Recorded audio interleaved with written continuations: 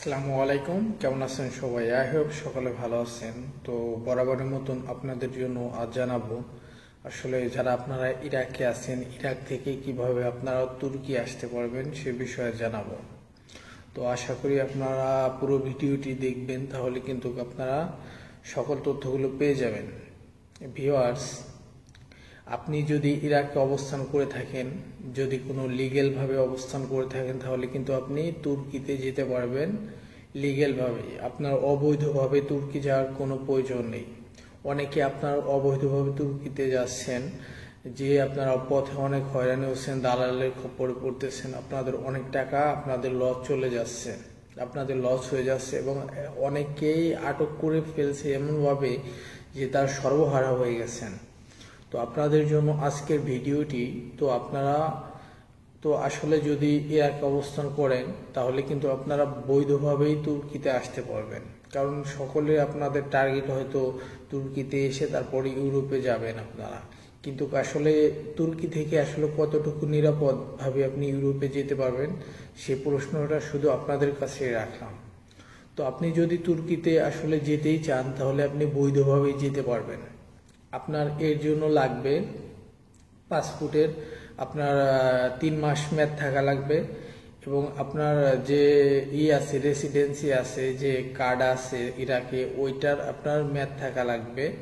ওইটা দিয়ে আপনি, এবং আপনার একটা লাগবে ব্যাংক স্টেটমেন্ট লাগবে, কিন্তু ব্যাংকে আপনার বেশি টাকা থাকা লাগবে না, শুধু ব্যাংক স্টেটমেন্টটা লাগবে। আপনার ব্যাংকে টাকা না থাকলেও হবে, কিন্তু আপনার মিনিমাম একটা কস্ট, সর্বনিম্ন একটা কস্ট থাকতে হবে। সেটা হচ্ছে কি আপনার এই 70,000 টাকা। 70,000 টাকা যদি বাংলা টাকায় 70,000 টাকার মতন যদি আপনার কাছে আপনার অ্যাকাউন্টে থাকে, তাহলে কিন্তু আপনি অনায়াসেই তুর্কিতে ট্যুরিস্ট ভিসার জন্য আবেদন করতে পারবেন। তো এটার জন্য কিন্তু আপনার 6 মাসের স্টেটমেন্ট লাগবে। অতএব আপনার 70,000 টাকার সমপরিমাণ টাকাটা কিন্তু আপনার অ্যাকাউন্টে থাকা লাগবে, তা না হলে কিন্তু আপনি যেতে পারবেন না তুরস্ক।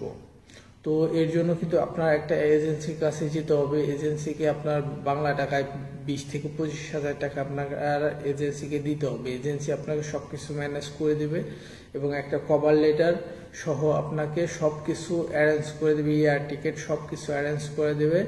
শুধুমাত্র আপনার এয়ার টিকিটের খরচ হবে, হোটেল রিজার্ভেশন দিবেন ওখানে তুর্কিতে, এইটা খরচ হবে। এবং আপনার লাগবে ওই যে আপনার বার্থ সার্টিফিকেটটা লাগবে, এইটা ইন্স্যুরেন্স ট্রাভেল এটা লাগবে আপনার। আপনার নর্মাল একটা ইন্স্যুরেন্স ট্রাভেল দিলেই এখানে হবে। এখানে ইউরোপের দেশের মতো 30,000 ইউরো ট্রাভেল ইন্স্যুরেন্স দেওয়া লাগবে না, সেটা আপনাকে এজেন্সি আপনাকে ম্যানেজ করে দিবে। তো আমি চাচ্ছি বলতে এটাই, যে আপনারা যারা অবৈধভাবে এসে যেতে চাচ্ছেন ইউরোপের তুরস্ক যেতে চাচ্ছেন, তো আপনারা সতর্ক থাকবেন। অবৈধভাবে না যেয়ে আপনারা বৈধভাবে যেতে পারবেন। তো তার জন্য আপনারা এজেন্সির কাছে যান, যে কথা বলেন, এবং আপনারা বৈধভাবে যান। অবৈধভাবে যাওয়া থেকে আপনারা বিরত থাকেন, তাহলে আপনিও নিরাপদ থাকবেন এবং আপনার পরিবারও নিরাপদ থাকবে দেশে। এবং আপনি যে পরিমাণ টাকা খরচ করে তুরস্ক যেতেছেন অবৈধভাবে, আপনার এই টাকাটা লাগবে না। এর 3 ভাগের 1 ভাগ টাকা আপনার বৈধভাবে যেতে খরচ হবে। তবে তার জন্য কিন্তু আপনার রিক্রুটিং এজেন্সির কাছে যেতে হবে, তা না হলে কিন্তু আপনি যেতে পারবেন না। তো এতটুকুই ছিল আপনাদের ইনফরমেশন দিয়ে। আপনারা ইরাক থেকে গেলে তুরস্ক বৈধভাবে যান। পরবর্তীতে আপনি তুরস্ক থেকে যেখানে যেতে চান না কেন সেটা আপনার উপর নির্ভর করবে, কিন্তু আপনি তুরস্ক যান, বৈধভাবে যান। তো অবশ্যই ভিডিওটি আপনাদের জন্য উপকৃত হবে, এবং অবশ্যই ভালো লাগলে একটা লাইক করে যাবেন এবং কমেন্ট করে জানাবেন।